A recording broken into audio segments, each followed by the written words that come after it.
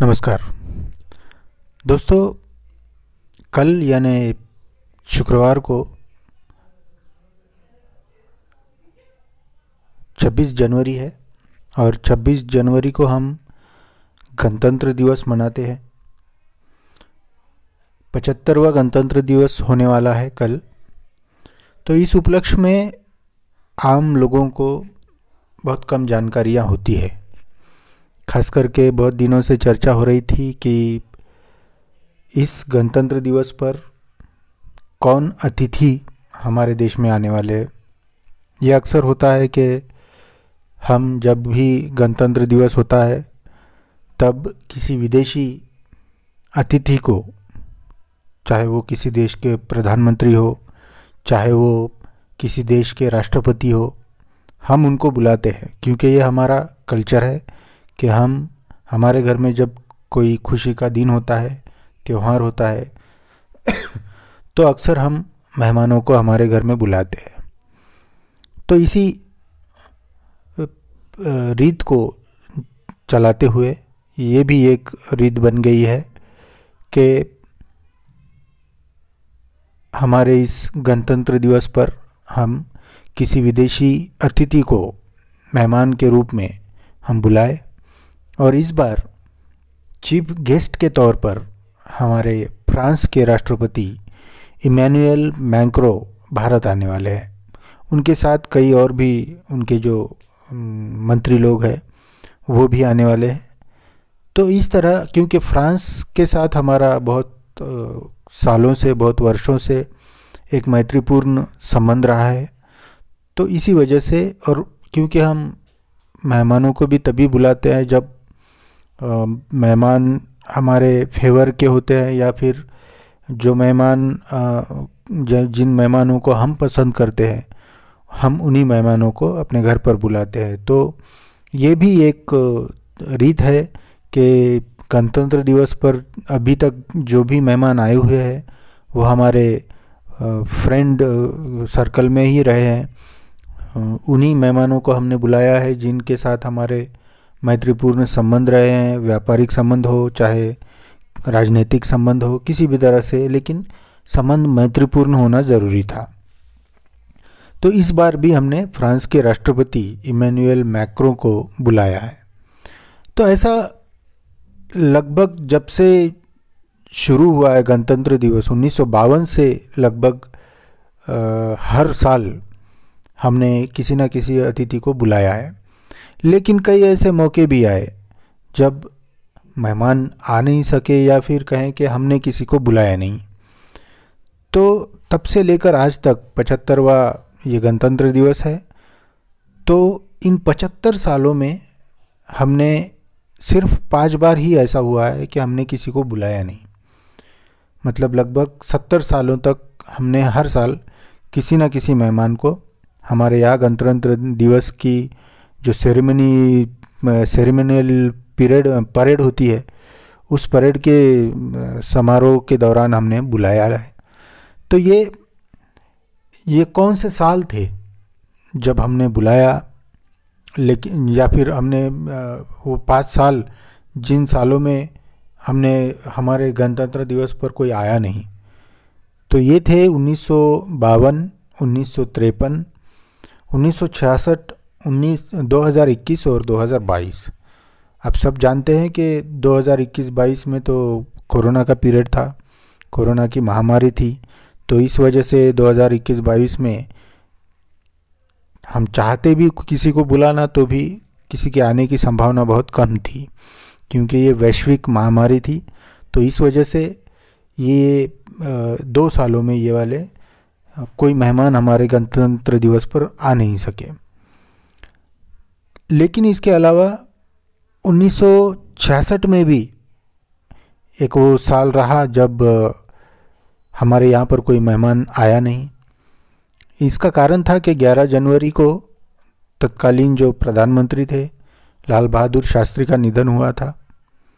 और वह समय उस समय वो ताशकंद के समझौते के लिए सोवियत संघ ताशकंद में गए थे। तो और इसके गणतंत्र दिवस से लगभग 3 दिन पहले ही यानी 23 जनवरी 1966 को ही होमी जहांगीर भाभा जो हमारे न्यूक्लियर साइंटिस्ट थे उनका भी निधन हो गया।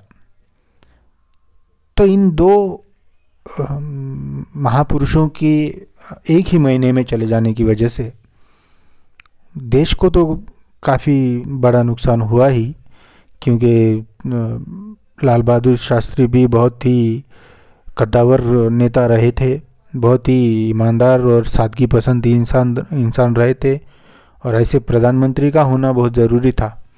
लेकिन खैर उनकी मृत्यु भी बहुत सारे सवालों के घेरे में आती है।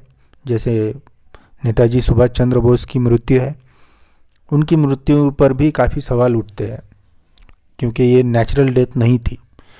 तो इस वजह से फिर होमी जहांगीर भाभा ने तो इतना योगदान दिया है हमारे साइंटिफिक क्षेत्र में कि उनके योगदान की वजह से ही आज इसरो इतनी बड़ी बड़ी सफलताएं हासिल कर रहा है, अर्जित कर रहा है। तो ये 3 सालों का कारण मैंने बताया है। इन 3 सालों में कुछ ऐसे कारण रहे जो उस समय शायद किसी को बुलाना लाजमी नहीं होता। तो इसके बाद 1950 में देश के पहले गणतंत्र दिवस पर हमने इंडोनेशिया के जो तत्कालीन राष्ट्रपति रहे थे सुकार्नो, चीफ गेस्ट के रूप में उनको हमने बुलाया था 1950 के दशक के पहले गणतंत्र दिवस पर। तो ये अब इनको बुलाने का श्रेय भी फिर वो डॉक्टर राजेंद्र प्रसाद जो थे उन्हीं को जाता है, उन्हीं के रिकमेंडेशन से ये हमने इनको बुलाया था। तो इसके बाद फिर ये जो प्रक्रिया होती है चीफ गेस्ट को बुलाने की, अब थोड़ा उस प्रक्रिया के बारे में बात करते हैं कि किसी देश के प्रधानमंत्री को या राष्ट्रपति को जब हम बुलाते हैं तो इसकी फॉर्मेलिटीज़ क्या क्या होती है। तो सबसे पहले जो हमारा विदेश मंत्रालय होता है ये 6 महीने पहले से ही काम करना शुरू कर देता है। मतलब आज जनवरी है तो लगभग जून जुलाई से ही काम शुरू हो जाता है कि हम इस साल अगले साल आने वाले गणतंत्र दिवस पर किसको बुलाएं। तो ये काम विदेश मंत्रालय का होता है। विदेश मंत्रालय कुछ देशों के जो प्रधानमंत्री और राष्ट्रपति होते हैं इनकी एक लिस्ट बनाते हैं कि किनको हम बुला सकते हैं, खास करके हमारे मित्र देश। और फिर ये लिस्ट जो होती है छाने हुए लिस्ट, ये लिस्ट जाती है प्रधानमंत्री और राष्ट्रपति जी को। फिर उनके अप्रूवल के बाद ही वो जो लिस्ट आती है उनके अप्रूवल के बाद ही फिर ये लिस्ट में जो भी नाम होते हैं उनकी अवेलेबिलिटी देखी जाती है कि वो आ सकते हैं या नहीं। फिर उनसे इंफॉर्मेशन ली जाती है कि वो उस लिस्ट में से कौन कौन इस समारोह के लिए आ सकते हैं। तो इस तरह से लगभग 6 महीने तक ये प्रोसीजर चलता है। तो ये 6 महीने के प्रोसेस में पूरे ये इनको फ़ोन करके इनको फिर फाइनली बुलाया जाता है। तो आज अभी ये जो गणतंत्र दिवस होने वाला है इसमें फ्रांस के राष्ट्रपति आने वाले हैं। तो ये जो लिस्ट होती है ये लिस्ट किन आधार पे बनाई जाती है, मैंने शुरुआत में ही कहा था कि ये लिस्ट जो होती है ये मैत्रीपूर्ण संबंधों के आधार पर बनाई जाती है। या तो वो देश के साथ हमारे राजनीतिक संबंध अच्छे हो, या तो हमारे उनके साथ आर्थिक संबंध अच्छे हो, सैन्य और व्यापारिक रिश्ते भी अच्छे होने चाहिए। ये सारी चीज़ों को देखकर ही उनकी लिस्ट बनाई जाती है और फिर आमंत्रित करना उस देश की तरफ एक दोस्ती का हाथ बढ़ाने के स्वरूप में भी उसको देखा जाता है। क्योंकि हम किसी मेहमान को जब हमारे घर में बुलाते हैं तो ये संकेत होता है कि हम भी उसके साथ मैत्रीपूर्ण संबंध चाहते हैं।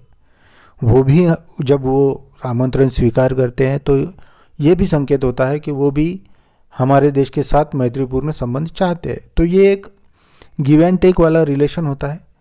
आशा करता हूँ आपको 26 जनवरी के संदर्भ में ये जानकारी पसंद आई होगी। धन्यवाद।